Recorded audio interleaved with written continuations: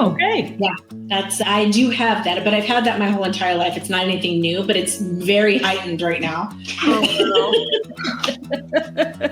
Today we learned. It's my second puberty I'm going through right now. Oh yeah, we know all about it. Carrie here has a smelly armpit. Just on the right side. The left side, not the left. I itch. I itch like I'm a monkey, like I'm a mother monkey hanging from a tree some days. Like it's so itchy, just under the arms. And I cannot stand it. It is awful some days. Yeah. But it's very random. It's like all of a sudden I'll be fine all day. And the second that I put my head on my pillow to go to sleep, I am itching like crazy. And and that is one of the worst ones because it doesn't stop. It feels like it doesn't stop. Yeah. Yeah. Welcome to the MenoPosse show, where we're talking about change for the better. And when we say change, we mean that change, the one that comes with perimenopause, menopause, and postmenopause. The ups, the downs, the all arounds. We're just real women talking about the things we're dealing with. I'm Carrie, and I'm in menopause. I'm Danielle, and I am starting my 7th month of menopause. I'm Chrissy, and I'm postmenopausal. And together, we're your MenoPosse. MenoPosse! Yay! And today we're joined by a very special guest, Felicia Sandoval. The insiders, you say that your colleagues call you Fee, but I'm going to say that we're part of the Insiders Club and we get to call you Fee. Everyone gets to call me Fee. I'm happy with that. We're so excited you're on. Thank you for joining us. Thank you so much for having me. I'm very excited to be here. All right. Before we dive in, if anybody listening, if you've listened before, you already know the rules, but just a disclaimer, we cuss on the show. We call body parts by their actual names if we feel like it. So just consider yourself warned. We're probably not safe for work. And we are just normal lay women talking about our experiences with menopause and our stories. We're not doctors, so please don't take anything as we say as medical advice. Go talk to your own practitioner. So with that preamble out of the way, let's get into some news. Do we have any news? Mm-hmm. I think I'm always updating my health, and I don't have any updates on that. So the update is I have no update. Okay. Tell me this. Has anyone mistaken you recently for an injured man? Yeah, no, not recently. No. It's been a good week. Nobody's mistaken me for a man yet. Oh. Okay. In that case, maybe this is a no news is good news kind of week. Yeah, I think so. Even with the amount of stress that I've been under, I think with doing what we've been talking about on past episodes, with cutting down on alcohol and cutting down on caffeine and cutting down on wheat, and trying to do all the good stuff. And as we know from last week's episode, with Lolly, been walking around the lake, and exercise, which we all know is a good thing, has also been helping. As much as I hate to admit that. That's great though. Aww. Yeah. Well, I guess I have a little bit of news. What? I had my mammogram a few weeks ago, and it turns out it's fine. Like no suspicious anything. You always get the letter and the email, and it explains everything. So I've always had very dense breast tissue. But in this particular letter, it said in all capital letters, "You do not have dense breast tissue." And I did not know that you could go from one to the other. Like you could go from having it to not having it. And so I Googled it, of course. And apparently in menopause, like you can lose some of the density of your breast tissue. Is that why they sag down to your belly button? Probably. Probably so. The tissue keeping them afloat. It's more on your bones start to shrink, so maybe that's why it happened.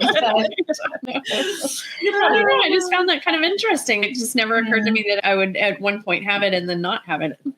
Interesting. Yeah. I wonder if it'll change for me too, because I always get the same thing. I always have to do the ultrasound because I have such dense breasts that I do the mammogram and then they immediately take me in to do the ultrasound. Mm-hmm. But maybe that'll change the older I get. Yeah.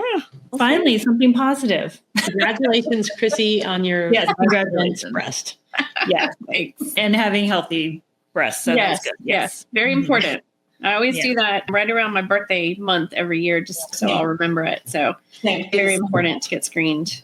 Yeah. Fee, we had our last guest on our last episode is a breast cancer survivor. And she was telling us about having to go through menopause and also going through chemotherapy and radiation. And it was a hard conversation, but it was a very good conversation. And she's doing great. She's doing fantastic. So did she experience that push into menopause that sometimes happens for women that are going through chemotherapy? She was already in menopause, so it wasn't like a medical menopause. Yeah. I'm not sure if that's the right term for it, but it wasn't medically induced. It was already there. So she was getting the joys of menopausal symptoms and then got to pile on the joys of symptoms from cancer treatments. Yeah. She's a rock star, though. She's definitely a rock star. Total badass. Yeah. I'm glad to hear that she's doing okay. That's great. Yeah. Let me, dear listener, introduce you to today's badass guest, Fee. Welcome again. She's a creative advertising exec by day. She's a founder and CEO of Femmeloop, which we're going to talk about on the show. And by night, she is a menopause warrior. Officially, hello and welcome to the show. Thank you so much. Good to be here.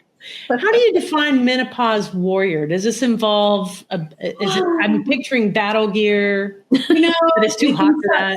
Not all heroes wear capes, but truth be told, selfishly, I went through a really bad sort of transition into perimenopause. I'm still in perimenopause, late perimenopause specifically. And when it first started, I went through this sort of loss of myself. And I don't know how to explain that. And I had my friend that's a therapist tell me, like, we are not told that our whole entire lives, we are told that we are validated that we are women because we are reproductive, right? Like we can have babies, we can do these things, but no one tells you, like, you basically get put out to pasture as soon as you're no longer able to have children. And the crazy part about that is like the loss of what that can do to a person's psyche of, if I'm not able to do these things, am I any less of a woman? And I really, at that point, after my husband is the one who pointed out that I might be in perimenopause because no one in my life had ever talked about it, I was blindsided. And when he first mentioned it, I was like, shut your mouth, I'm only 45. And in my head, I'm like picturing perimenopausal women that look like Blanche and Rose and Idols over here. And that was not at all the case. Menopause looks very different in this modern day and age. Sorry. That's my dog, sorry. Shush. Thank you. And so in order to prove him wrong, I legitimately set on this course to prove my husband wrong. That's how I ended up figuring out I was actually in perimenopause. My husband is real dumb. He's a PhD. He's been working in cancer research. I was really like, you have no idea what you're talking about, guy.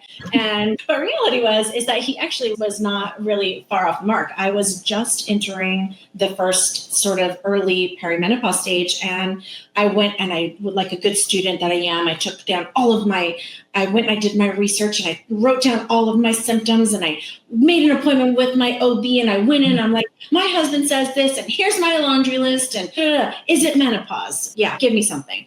And she looked me square in the eye and she just said to me, the only way to know is if you haven't had your period for 12 months. And I think I killed her 1,000 times with my eyes in that moment, because it was a light bulb moment that made me say, my God, are women so far behind the curve in terms of people giving a shit about what we go through as women that we don't have a test for this by now? We don't, like, there's not something more than just going through what I'm going through with these, when I say vicious nightmares, night terrors that I had. I don't remember my dreams normally, but yet I was having these night terrors and the night sweats. And all of a sudden I'd walk into a room to talk to my husband and I would go from perfectly normal to flushed all the way, sweating profusely. And then it was a couple minutes later, all of a sudden dissipating. I thought I was going through early onset dementia or Alzheimer's, because I was completely brain fogged out, and it lasted for a solid 3 months. And when my went to my doctor and I told her this, and she says this to me. I came home with a vengeance to my husband. And obviously, because he's so dumb, I asked him, like, isn't there anything that we can do? And we started doing a little bit of research. And that is how I fell backwards. And selfishly, I fell backwards into this idea of we've got to do better for women. And what does that look like? What does that mean? And then I have gone down the rabbit hole of every single app, menopause care app, every single sort of research that is based on supplements. I have looked at HRT. I am currently on HRT for the past 3 months. And for me, it's not like this for everyone, but for me, it was like lightning in a bottle within a week. I was able to actually get back to some relatively decent sleep. So it's not for everyone. And I think that everyone has to decide what is right for them. I also think that there are so many new, and we're in a good place right now where this is actually front and center for people, not just women, for the world. And when the statistic is 100% of women, if they reach menopausal age, will experience menopause in some capacity, that is a number that you cannot ignore. And the tools that are out there are incredibly helpful. And they have really gone leaps and bounds further than we ever had before. But there are still so many unknowns that exist that if we were men, this would have been solved by now. And you know what I mean? And it's like, who's going to take the reins and get out there in front of, to not just be reactive to menopause and the entire menopause loop, but the fact that we are all going to experience this in some capacity and not be like a deer caught in headlights when you actually start to experience this. That is exactly what I was incredibly naive, totally rebellious of the fact that I was very adamant I was not going through this. It was like a tantrum that I had like a child at the time. And now after, it's now year 3 that I'm in perimenopause and I'm in the late stages. With everything that we have done with Femmeloop and all the research that we have done, the algorithms that we have created, we are in a better place to be able to truly help women understand this and not just be reactive, but proactive, to have a plan in place for when these things are going to occur or potentially occur for you. And then being able to manage that. Because where do you go? That was the other thing. I didn't know where to go. I was on this rabbit hole of the internet going, okay, so I've got brain fog, I've got sleeplessness, I've got some semblance of hot flashes, but they haven't reappeared in 6 months. What am I doing? And who's going to help me?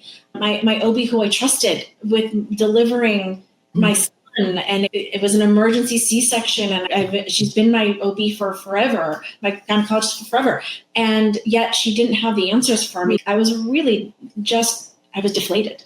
And so that's how I just started the journey into this. And hopefully by talking about it, by being the guinea pig of my own products that I'm trying to test or ideas, that I can help some people put rhyme and reason together. And that's really what it boils down to. It's a full-scale assault. And that's what people do not understand is you are going through this. It's not just about diet. It's not just about exercise. It's not just about any one thing.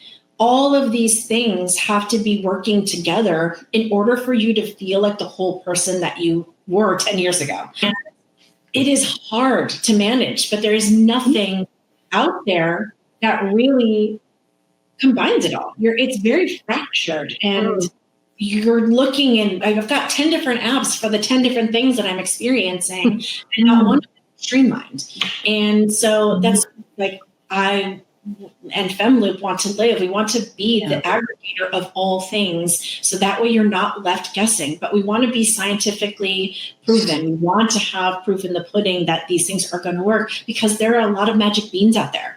And I don't want to spend my money on magic beans because they never work. So there's that too. And I'm a person of color. I will likely be experiencing perimenopause for a lot longer than women that are Caucasian women. And that is a really harsh reality.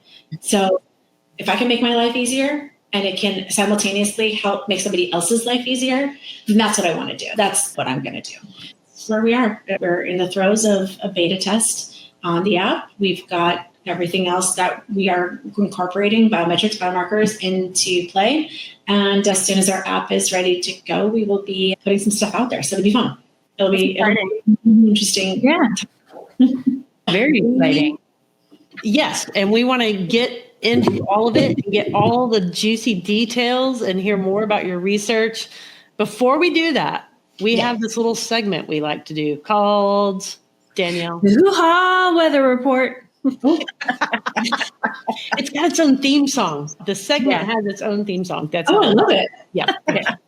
And we're excited that you are coming from a different part of the country than we're used to hearing from. How is the weather on the West Coast? The weather specifically is great. It's sunny, it's hot, and it's perfect hot flash weather because it's just going to just amplify it so good. Reality, nothing like a night, but it's a little bit humid today. So we're getting a little bit of that East Coast humidity. So I've got good curls today, unlike my usual frizz. It's good. Things are good. The warm weather complements hot flashes. Yeah. Oh, yeah. Very well. I don't even have to wear blush. It's perfect. Danielle, how's the humidities and gussie factor in Atlanta? It is so humid and so hot here. It's probably a 12 on the humidities. And I think Gussie's getting a tiny bit used to it. Because he went down the hill in our backyard. He went down the hill to go potty and came back up.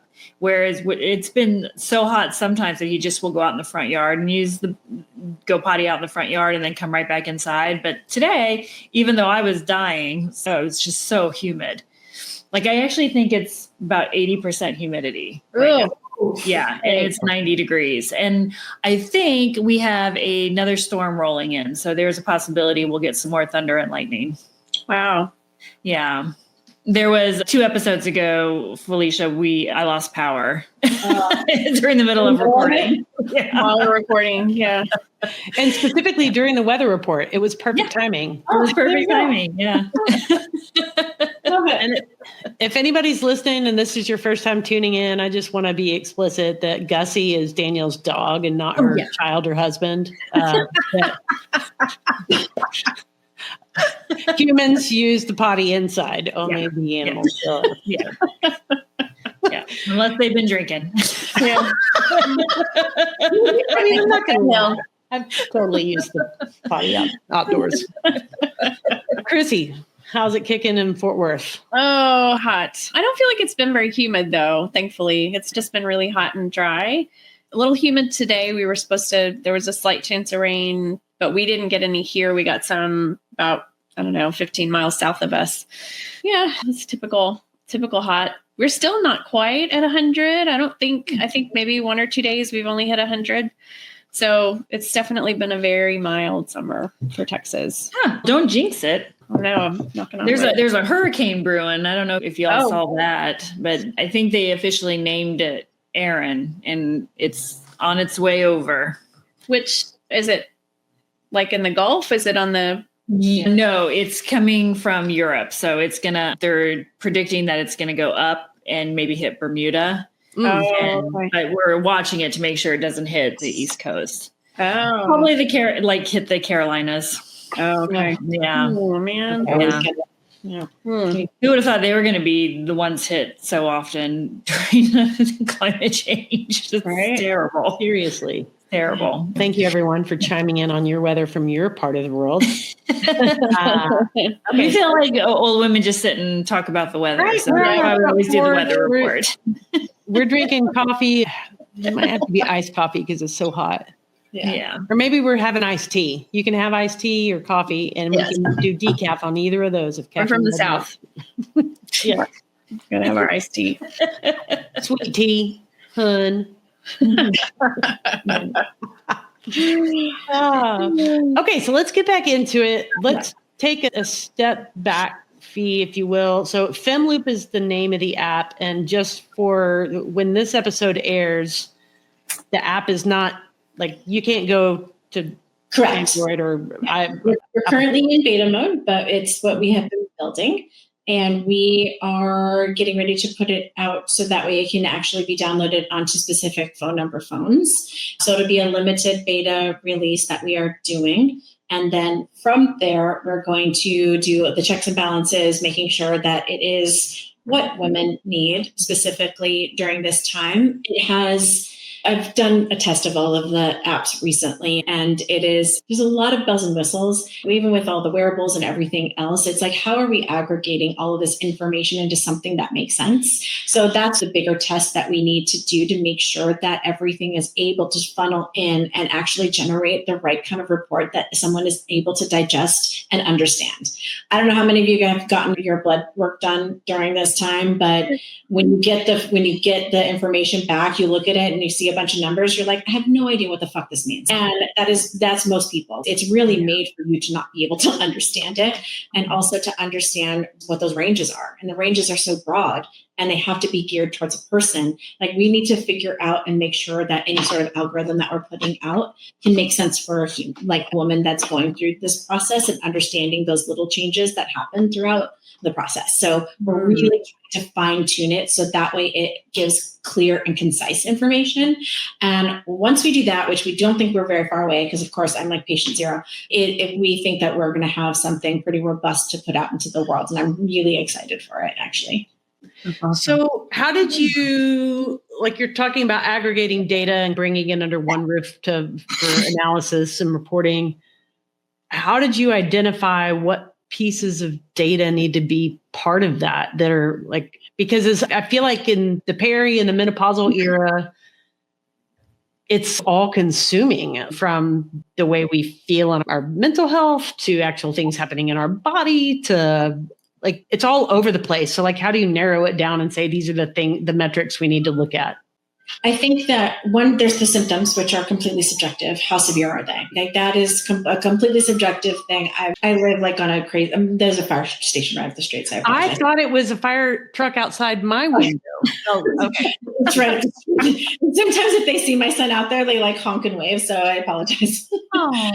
Symptoms, there's stuff that is subjective, that is very personal to you. My level 10 is somebody else's level 2. And so that you can be very reactive to, and that is going to fluctuate all day, every day, right? Because your hormones fluctuate all day, every day. And when you're in the throes of perimenopause, who knows how your body is reacting? There's so many different factors: stress, lack of sleep, diet, exercise. All of these things are this full-scale assault that need to be monitored. And if you're like me, you're monitoring them on all these different platforms that don't actually talk to one another. And so what we have done is create that place where you can log your symptoms.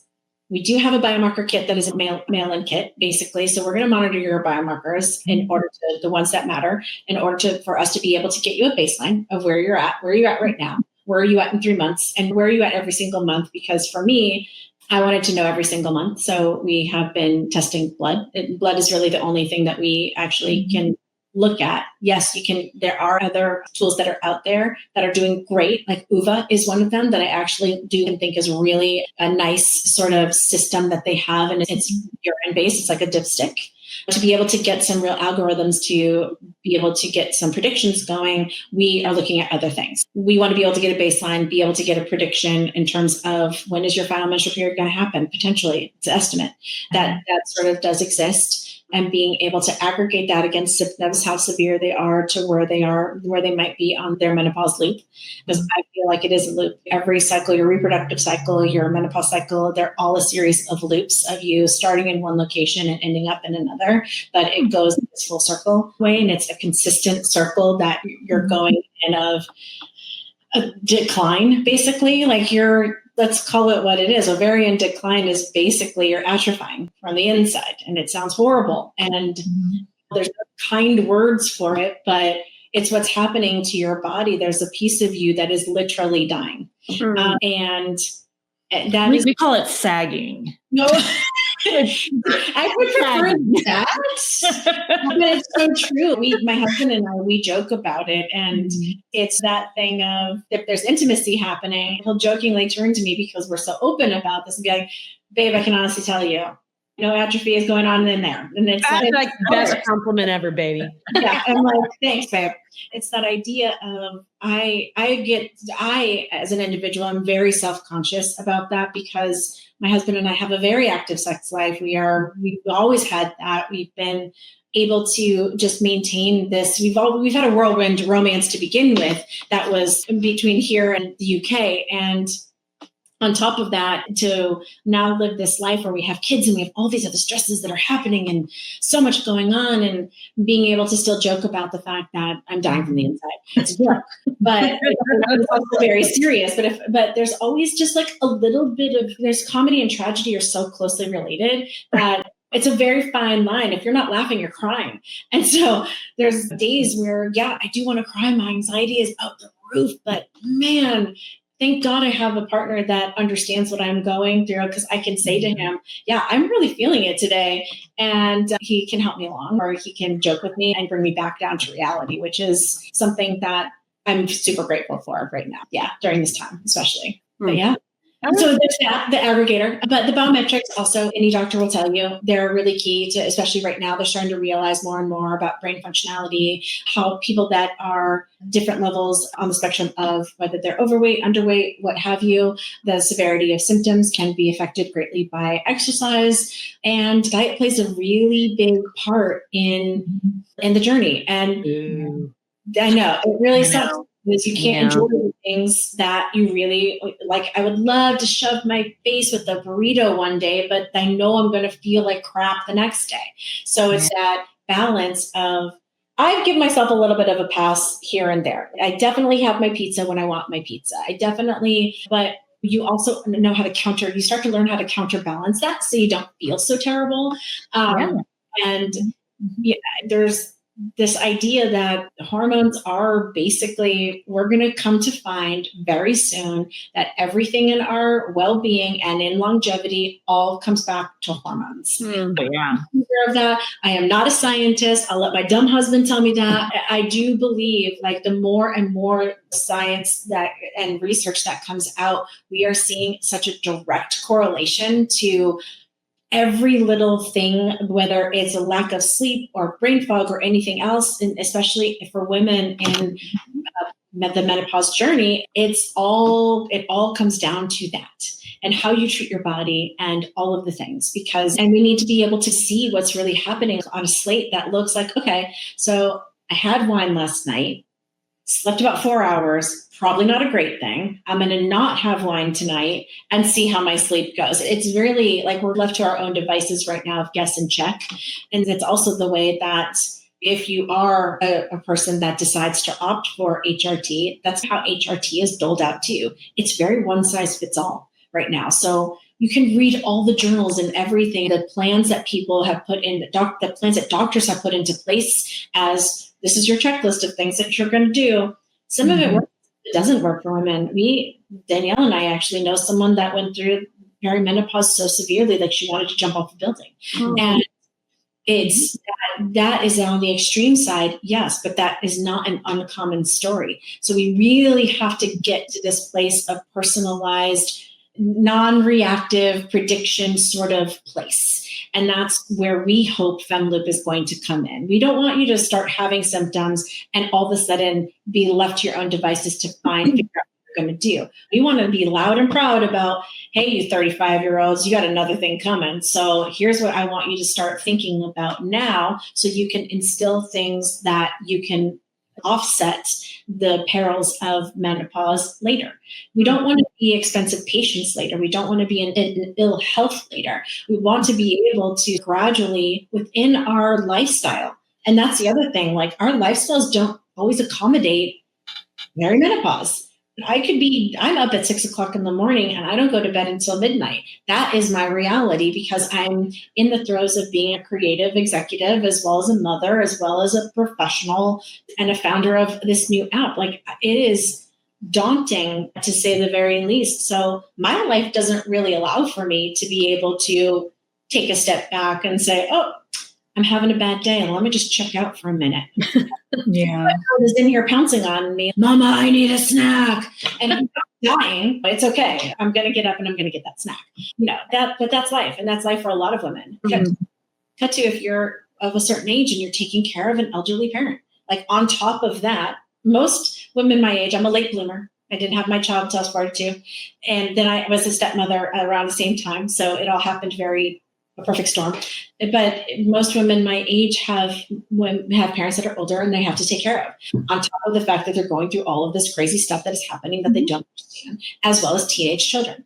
Now, anyone who has dealt with teenagers will know it is a fucking nightmare. And the time between, like, I love kids and I love teenagers. I think they offer so much to teach us. But at the same time, most teenagers between the ages of 14, let's go back a little bit, between 12 and 16, they're dicks. I'm sorry, they're dicks. And they're mean to us. They treat us like poop. And it is what it is. They need us for everything. I think it's so funny that it's like, listen, you freeloader, it's amazing to me that you can treat me like crap when you're dependent upon me to make your meal, but it's cool, right?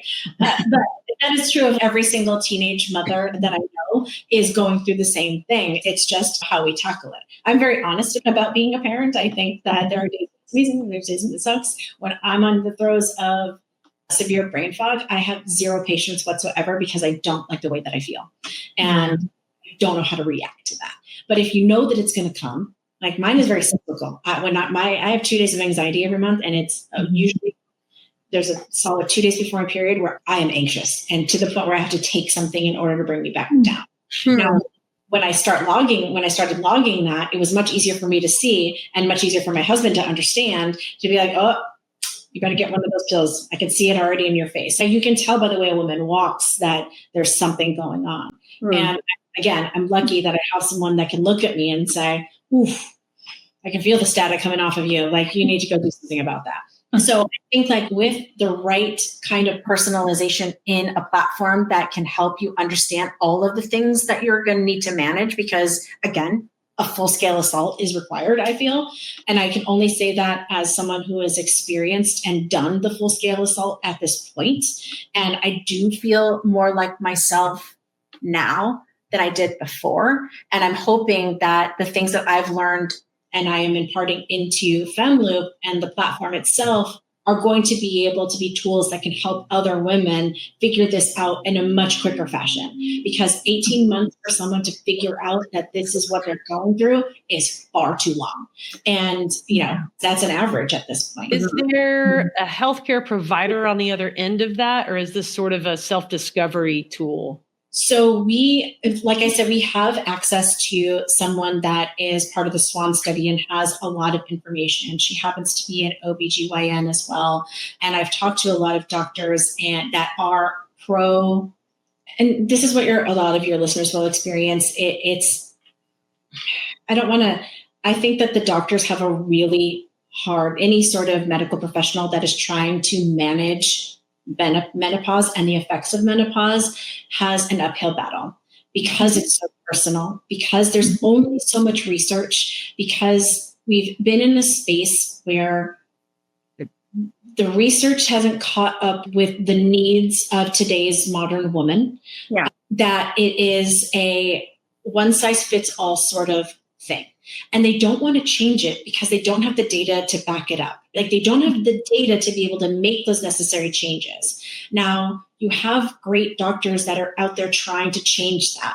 You've got Mary Claire Haver, who is one of the most outspoken of the OBGYNs. You've got Heather Hirsch, who is also out there trying to actually train people to recognize this scenario. So there's a lot that's happening that is very positive with a lot of things, but those same people may or may not be open to new ways of doing this other than what they have created, because there's not enough research to back the new thing. So when we work with a doctor that says, these are the things that from any sort of report that I am given, that I can actually take and say, okay, I can see what your diet has been. I can see what your exercise has been. I can see how much wine or alcohol or caffeine or anything that you're intaking. I also see that your sleep is on this level, and then your blood work is telling me X. So all of the things that are needed to figure out where a person is on their journey, as well as what sort of lifestyle changes they might be able to make to help them, is what we're really needing to get to. So we have that list of things that doctors will actually look at, that most reports they basically throw in the trash, is basically what I've heard. And most doctors that don't understand this sort of phase or know how to really work with women to get to a plan for themselves, they'll want their own tests. And then it's a one-off blood work that may or may not be at the height of when you're having your symptoms. And so how do you manage that? What do you do? So we need to be able to monitor in more ways than one. And so that's what we're trying to do. So this report is going to be something that you'll be able to take to your doctor and say, look, I'm monitoring my biometrics and my biomarkers through you, as well as diet and exercise and my sleep. And here's what's happening, and here's the days that it's happening on. And so from there, you'll be able to start making a real plan, but you'll also start to see trends in yourself. Not everyone's trends will be the same. They're going to be different. My 2 days of anxiety, other people might have 14 days of anxiety, and then when their period would be coming, or if they're still having it, or maybe it subsides. But that's a journey that everyone has to take on their own. And then they have to also figure out, what do they want to go the natural route? Do they want to do HRT? Are they wanting to do a combination of the two? I'm on a cocktail of vitamins, and I'm on HRT. I've got exercise that I have brought into the fold. It's really hard to live within fasting. I do fasting on a daily basis. So I give myself a 6-hour window. That has helped with my weight management. I'm not afraid to say that I also did use Ozempic because I was really struggling at one point, and on a side of, I was overweight and I needed help. Nothing was working. I was barely eating and still nothing was budging. And that was because of perimenopause. It really just went away. And there's no right or wrong anything in this. And that's the other thing. Like, some doctors are pro HRT, some doctors are very anti HRT. It really just depends. So we need to be able to give women the tools so that they can advocate for themselves. And that's what I have done and figured out. And I have doctors that are willing to listen. I have a great UCLA doctor who really understands the perimenopause journey and has been super helpful. I highly recommend doing your research and trying to find those resources. I'm hopeful that someone like Heather Hirsch, who is doing training across the US, puts out a directory. There is the Menopause Society website that does have a lot of resources as well. So I highly recommend the research, but they're not available everywhere. And this is it's not like it only happens on the East and West Coast. This is something that's happening across the US. And I'm hopeful, really hopeful about the future in terms of that, because man, does it take you for a loop. It really does. I got blinded. The good news, like you mentioned, that menopause is more front and center than it ever has been in the past in terms of a conversation we're all having out loud, is in the medical field across the board. And so there's this proliferation of menopause-centric products that are now in the marketplace. And that's good news. But the bad news is there's always going to be somebody that's just riding a trend or trying to make a buck or whatnot. Do you have any advice, like if women are evaluating, should I take this fancy vitamin combo that says energy boost, or there's a whole shelf of metaphorical shelf of things to pull down and try? In the research that I have done, and based on what we know about supplements, if you really read the fine print, there are very few supplements that are beneficial, truly beneficial from a medical perspective.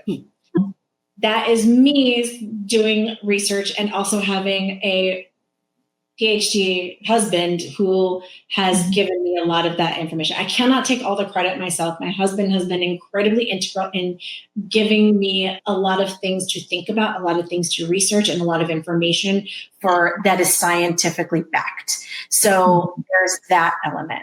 When you look at the approval process for supplements, it's not really one. They're not really.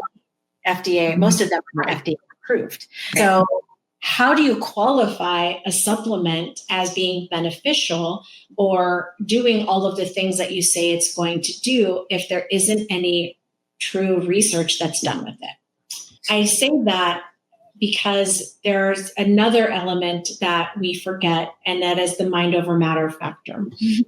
And I don't discount that, because Danielle is psychosomatic about that is something that we cannot ignore. We cannot qualify it, we can't really quantify it. But if I say, Danielle, you're needing to take this snake oil. Do you want to know why? Because the snake oil got rid of my hot flashes. Now, that may or may not be true. Oh, sorry.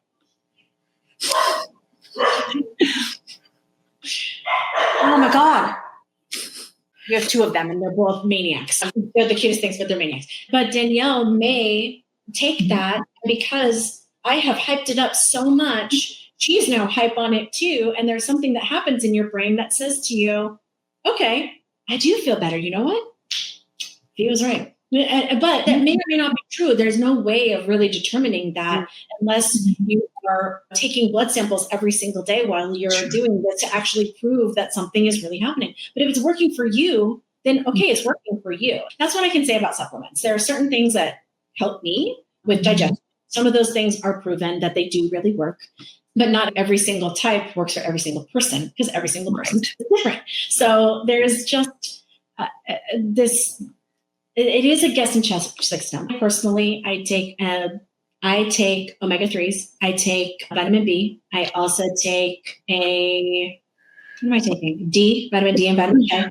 That's a combo pill. And then I also, there's one more that I'm totally forgetting, but my brain fog is kicked in for a second. I take turmeric. Yeah, turmeric is supposed to help with hot flashes. I have not gone down that because I have not really had hot flashes since that 3-month stint.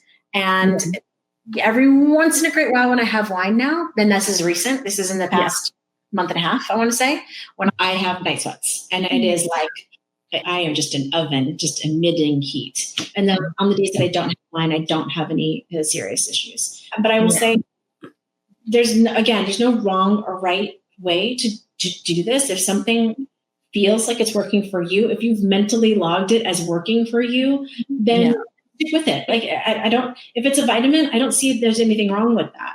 Now, if you crack cocaine in order to alleviate symptoms, that would be a problem. But that's what we're one thing I will say too about vitamins and minerals, and this is what my doctor told me, is that they're not regulated like prescription drugs are. If you see something on one of the socials that beetroot is the best thing you can take, that every menopausal woman needs to take that, just be mindful of where you're getting it from. It could be just complete sugar pills, or it could have something in it that you're allergic to or something. Who knows? It's not regulated the same way. So my doctor was just like, certainly try something if you want to. I'm not knocking the minerals and the vitamins, but just be aware that they're not regulated. Yeah. And you just don't know what you're getting. There's also this other side that I haven't even explored of Chinese medicine, like the really ancient sort of medicine and acupuncture and all of those things that I haven't explored much as of yet. I think that's the next, once this app is out there, being able to get some feedback like that, to hear what has worked for women going that very all natural sort of holistic route. I think that there's some value in kind of doing that. You really need to do what fits you. And my lifestyle, I'm going to take the pill. I'm going to take the patch. I'm going to take the supplement. I'm going to do what I feel like I need to do, because that's the way that my life is. For someone that has the time to be able to meal prep and get the trainer, or please, by all means, the less that I have to put in my body, I would appreciate. But right now, this is where I am. And I'm okay with that. And it's working for me. So I'm going to stick with that for me. But everyone has to do their own thing. So I have a question about your HRT, because you said you started HRT, but you're still perimenopause, right? Yeah, I'm still menstruating. It has gotten, but I got on the HRT because my symptoms were incredibly bad. My cognitive abilities were really not sharp, and I was starting to get, I just started to feel really dumb. And I don't think of myself as a dumb individual, but I was feeling just dumb. And it was a shock to my system because I felt that as a creative, my creative was suffering and my ability to manage other people was suffering. And I needed to do something. So this is actually my second journey down the road with HRT. I initially started with the oral, like taking a pill, and that was not good for my body. I had worse symptoms than I had ever had when I ingested it. I took some time off, did more research, went back, and I finally got an appointment with the doctor that works with the clinic here in Los Angeles out of UCLA that's fairly new. And she put me on a patch. And the patch has been so much easier on my body in terms of not everyone actually does well with the patch. So that's another thing to like highlight. Yeah. It may not work for you. You may not actually be able to, what's it called? I'm blanking on the term. Absorb it. Yeah, you can't absorb it. A simple word, totally forgot it. There are those things like you have to find the right thing that works for you. There's a lot of things that are out there now. For me, the patch has been the thing that has worked for me personally. And it was like night and day. I will say that a lot has improved. I will say that I'm probably in a moment of titration because things are happening with me that are, and just for your viewers, titration means like upping or lowering your level of the prescription that you are on. And I think that as you get further and further into your like closer to your final menstrual period, you're going to have to titrate in some capacity. And it won't always be the same for everyone because everyone's symptoms are going to be, the severity is going to be different. For me, the brain fog severity is actually the worst thing for me. I just don't feel like a human. And so I'm at that point where I feel some glimpses of some brain fog seeping in right now. So I'm probably going to have to like up my dose a little bit. And so I'll make an appointment with my doctor and talk to her about it. And we'll see how that feels. But you've got to, being in tune with your body is one of the hardest things I've had to learn. I always thought I was in tune with my body, and I realized how that was just not true. And this has been like that labor of love. Like I'm finally paying attention to myself, and it feels so different from when I was in my 20s where I abused my body, right? I mean, we abuse our bodies in ways that we don't realize until much later. We suffer these consequences. And I am frozen shoulder. Let's just really quickly, because I have the worst frozen shoulder in an experience. I never want anyone to feel, because it is the most god awful thing outside of the brain fog that has made life like I couldn't sleep because of it. It has been torture. I finally am in a place where it's good now, but that is a very real bone, almost like crushing sort of symptom that I was afflicted with. Can you describe it, like what it feels like? So what it felt like was that I had pulled something out of socket initially. And it's basically the rotator cuff. I ended up having to go do an MRI because I have 2 tears, as they're small and minor, but it feels legitimately like your shoulder is just stuck, and any which way you move it, it is excruciating pain. I would get tingling and numbing sensation all the way down to my fingertips. If I fell asleep in the wrong position or what have you, it was shooting up my neck and down my back. And it was not everyone's frozen shoulder is that severe, but mine was. And I've had lots of physical therapy now, and I've had to really work at it. It can go away with physical therapy, but some people get it so bad that they ultimately end up having to have surgery. So I'm not a candidate, thankfully, but it can be really bad because you almost forget to use it because you're in such pain. And that was what I did. The mistake I made was I stopped using I stopped doing Pilates and all the things because I thought it needed rest. And that was the dumbest thing I could have ever done, because it basically just started to throb more ultimately. And I ended up having to go see a doctor for real and get the injection and all kinds of stuff. My goodness. If you start to feel that, do go see your doctor. It's very important because it does hurt. For me, it was one of the worst things. I've not experienced that kind of pain probably ever, really. And I had a C-section. So yeah. And not one that I think would typically be attributable to menopause, yet it's very clearly now documented that is a potential symptom.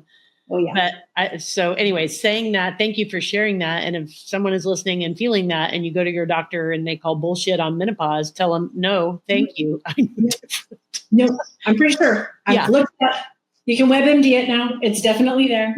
There's so many symptoms. I like I said, I play a game with myself of everything for me right now is because I'm in the throes of also creating this app and wanting to just help figuring out every time I feel something new or different or odd, I'm going and I'm researching and I'm looking at all of my favorite people that I look to for advice or information to see, is it a symptom? I'll WebMD it every once in a while, but then that goes down the rabbit hole. So I try to find people that are really looking at the scientific facts of things, be able to give me my information. Frozen shoulder was one of them. And then I haven't been able to find out if visceral nightmares are a symptom, but I found it in a couple of places. The nightmare scenario was something that happened when I was, and it may just be because I was having night sweats and hot flashes at that point that I was having these visceral nightmares. I'll never know, but I have not yet. I've yet to find anyone that says that nightmares are a definitive part of perimenopause. Danielle, weren't you having that? Weren't you having night terrors? Yeah, but I've had night terrors since I used to sleepwalk, but the night terrors started probably in my early 40s or late 30s. And then, but just recently, I was telling the posse on the last episode, my new thing now is instead, my night terrors used to be, I would wake up and I would think that there's somebody standing above me. Oh, yeah, okay. There's a man in the room. There's somebody standing above me. But just recently I've been waking up screaming, I need to take my pill. That's hitting my husband. I need to take my pill. What is happening? Yeah. But that's calmed down. That's calmed down a little bit because now I have a new process for making sure that I take my progesterone. Yeah. But when I'm really stressed out, or I have a lot of anxiety, I get night terrors. Oof. Yeah. So they never said that was a menopause thing. It was just an anxiety thing. So I don't know. Yeah, I don't know what it was. There was definitely during that same time. It was a walk of 3 solid months it was pretty intense. I think I scared my husband out of bed a few times. Yeah. I know. I think it's funny too. It's funny to laugh, but it is funny. But I'm screaming. They would be like, I would be witnessing some really like harsh atrocities. I think one of them actually had to do with him where he drove us off a cliff. And I literally screamed. And at one point I was like, oh, this is how this happens in the middle of the dream. Wow. Yeah, it was very bizarre. But yeah, no, there's still so many unknowns. That's the thing is. So of course I'm in the throes of this and I'm constantly, is it? I don't know, maybe. Yeah. And I add it to my list of things that are potentials and I want to keep a watch and find out if other people are experiencing it during this time. And then we can add it to the nice laundry list that exists of symptoms that are associated. So I have one more question. So when I realized I was perimenopause and I'd gone into my gyno, I had talked to her and she was like, she didn't want to put me on HRT and I wanted to be put on HRT because I was having severe depression. That was my thing. Yeah. And instead she was like, I don't want to put you on HRT until you're in menopause. And I was like, okay, but why? And she was like, we need to be able to monitor where your hormones are at. And we can't do that if you're on HRT. So I had gone in and that's when she put me on the low grade antidepressant that also helps with hot flashes and curbed my appetite. And it was like this little miracle drug that I was on. And then a year from then, I had waited my whole year and didn't have my period and literally had my doctor's appointment. I had went into menopause on February 24th and had my gyno appointment on the 25th. So literally I was in, they were like, when was your last period? I was like, February 24th, 2024. And then the whole office is cheering, you're in menopause. Yay. Very fun moment. But then I was like, I want to be put on HRT. I want all the things. I want all of it. And so I started HRT literally when I left the building and patch, progesterone, inserts, all the things. And same thing with you. It was like, I felt really good right at the beginning, and then it just started going like this. Mm-hmm. Now it's mellowed out a little bit. But my question is, I thought you couldn't go, because of what my doctor had told me, I thought you couldn't go on HRT until you were in menopause. If you are on HRT while you're in perimenopause, is that going to prolong your perimenopause? There's no study that says that it's going to. Okay. But all it is keeping, for me, what I believe, and I'll have to ask my menopause doctor on this one. I think it's really just sustaining so that I don't jump off. I don't have that cliff, that fall, because what's happening with my ovaries right now is this is what's happening. All of this is just deteriorating. It's happening regardless. It's happening regardless. I'm just giving myself a little something to be able to not have that huge drop off in order for the symptoms to not be so bad. Now, my body is still going to go through its natural progression of ovarian decline. And at some point it's going to just be gone. I'm only on estradiol right now, so I don't have progesterone. So I'm just on that, and it's keeping me like level field right now. Like I said, I'm at the point where I'm thinking I have to go and make a little bit of a change. And she did mention that if I started to get symptoms again, that I would have to start probably progesterone initially. Okay. So again, I'm not going to fall off the cliff. I'm just going to be able to mitigate some of my symptoms as my body is slowly but surely going into ovarian decline. So that's how I view it. I'm not a doctor. I just know what's happening with me and the way that I understand it. Our bodies are going to do what they're going to do naturally, automatically. So it didn't change your periods then? Like you didn't all of a sudden have really heavy periods? The oral version did, the patch did not. Okay. Yeah, interesting. But you had maybe too much estrogen. And that was why. I don't know if it was just how you are absorbing it in your system. It would have just been like, for whatever reason, the patch is giving me the dose that I need, and it's absorbing just the right amount for me. And that seems to be working. I don't have the scientific knowledge to understand why some people absorb certain ways and some don't. That is a little bit foreign to me. I just know that I've tried 2 different versions, and this is the one that worked. And I had bad symptoms the previous time. Okay. Or side effects, I should say. There were more side effects. And so now there's a possibility that I will be going on to progesterone, and I'll totally report back to you ladies. No shame. There's no shame in my game. So I'll definitely share with you all. But I am starting to figure out like where my titration levels are by keeping watch of my body and things that I'm doing and all that good stuff.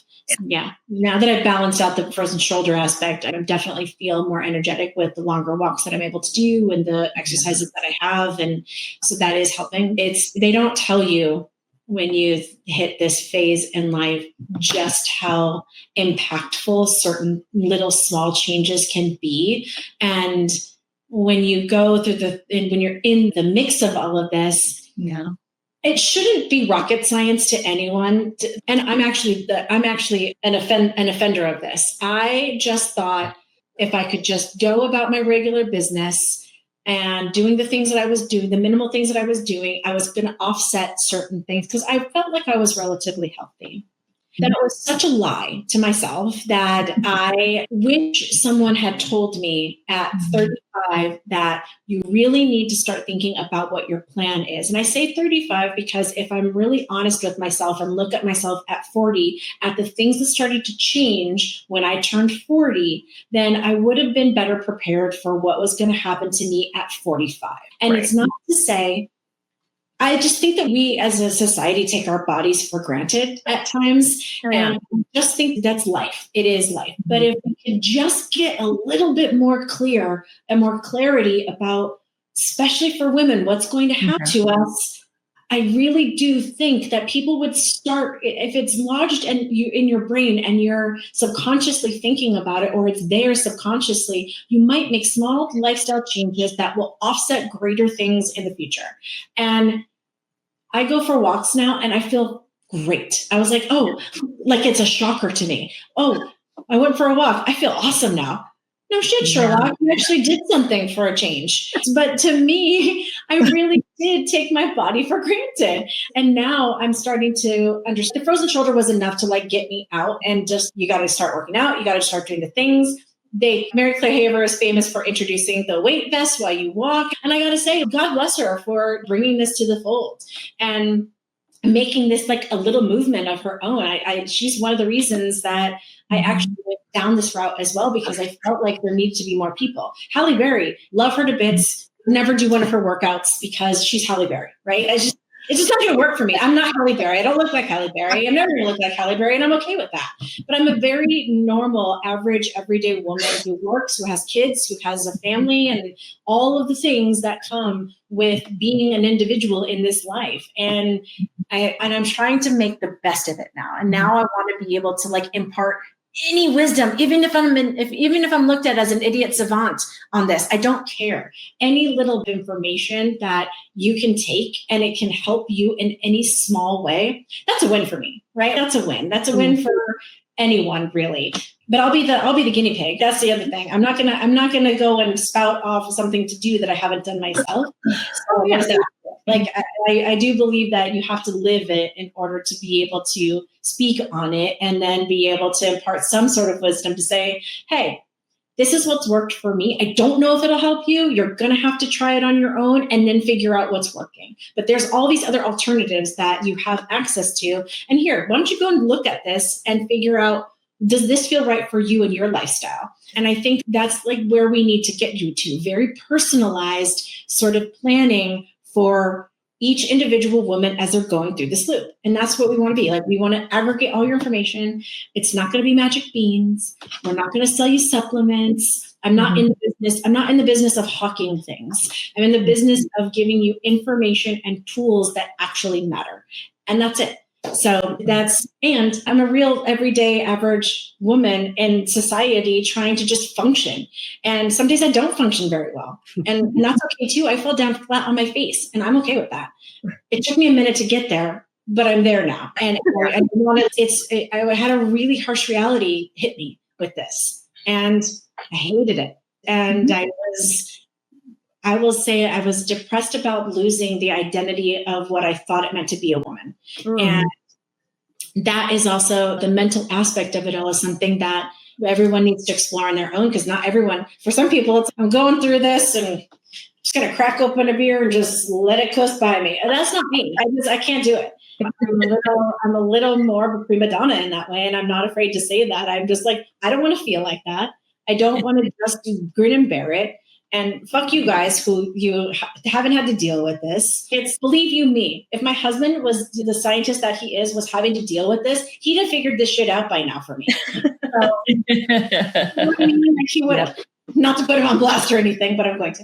I think I'm at the point in menopause where I just don't care. I just don't give a shit anymore. I mean, the woman, the I Don't Care Club. Oh, we are proud members of the We Do Not Care Club. We love her. We love her so much. Oh my goodness. Great. Shout out to Melanie Sanders. Shout out to Melanie. She was making life better one day at a time. Let me tell you. Yeah.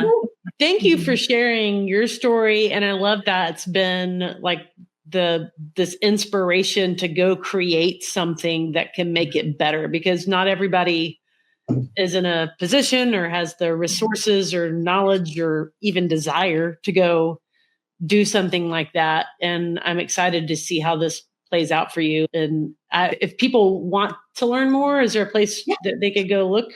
I do. Or sign up to be beta testers, or I was going to have you go to the email, which is info@femmeloop.com. It'll be up and running for anyone that wants information. We're still, like I said, we're still in stealth mode right now, but we will be going out wide very soon. And it's super exciting. And hey, this may work, it may not. We'll see. The beta test is actually what that's for. And I may come back to you and be like, hey man, it didn't work out, but guess what? I had a really fucking great journey doing it. So I want to have a whole other interview with you on a tech focused podcast just about the tech aspects of that. Again, I'm just an idiot when it comes to that side, because I have had a lot of help. I will say that I've been very fortunate on that side, but I'm happy to talk and impart any wisdom or lack thereof that I have on anyone trying to do this. It is a slog. Let me tell you, I do I have a newfound appreciation for people who put out the things that I love. You should have done a podcast instead. Just kidding. I really do have a newfound. I'm like, okay, you tech nerds. We just sit around and talk and drink. but yeah, please info@femmeloop.com for more information. And if you want to sign up, definitely reach out to me that way. I will make sure that you are added to the list for when we have rollouts, and anyone that wants to be a beta tester, I'm happy to have that too. Yeah. Perfect. Yeah. Thank you. And anybody that's listening, if you're driving and didn't have your pen handy, don't be unsafe and wreck your car trying to write down the email address. We'll have this in our show notes over at themenoposse.show. That's our website. And dear listener, we'd love to hear your story. Ping us. You can email us. What's our email? themenoposseshow@gmail.com, or find us on TikTok or Instagram @us. Listen, sometimes people don't want to be added. Is that the way that you say it? Don't at me. Don't at me. Oh, don't at me. Don't at me. We want you to at us and tell us what is up. Because we're just here trying to let you know that you're not alone, and we're all in this thing together, and we're literally we're talking about change, and we're doing it to be better. Yep. And thank you so much. Together. Thank you, Pete. Have a good one. Thank you, Fee. Thank you. And we're out.